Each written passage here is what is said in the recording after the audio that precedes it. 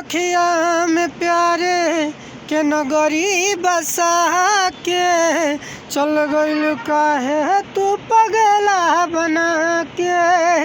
अखिया में प्यारे के नगरी बसा के चल गइल काहे तू पगला बना के। छछनत जिहरा पपिहरा भइल तू ही बताव जान गलती का भइल।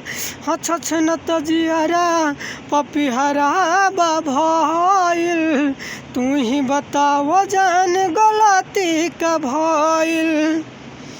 नहीं में ताला मरलू नहीं जोड़ के, नहीं में ताला मरलू नहीं जोड़ के निकाल दिहालू दिल से बहरी केकरा चाभी से खोल के।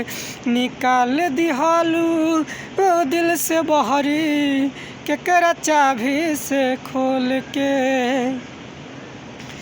कहल तू रहलू शादी हो करब हम ना जननी बर्बादी में पड़ब। कहल तू रहलू शादी हो करब हम ना जननी बर्बादी में पड़ब।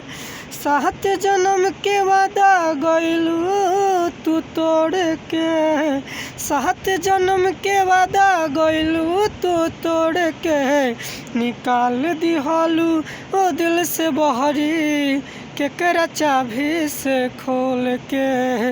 निकाल दिहालू दिल से बहरी केकरा चाभी से खोल के। ये गाना कैसा लगा कमेंट करके जरूर बताएं। अच्छा लगा तो हमारे चैनल को सब्सक्राइब कर ली और ज़्यादा से ज़्यादा ये गाना के शेयर करी ताकि सिंगर सुन सको, गाना के गा सको। धन्यवाद।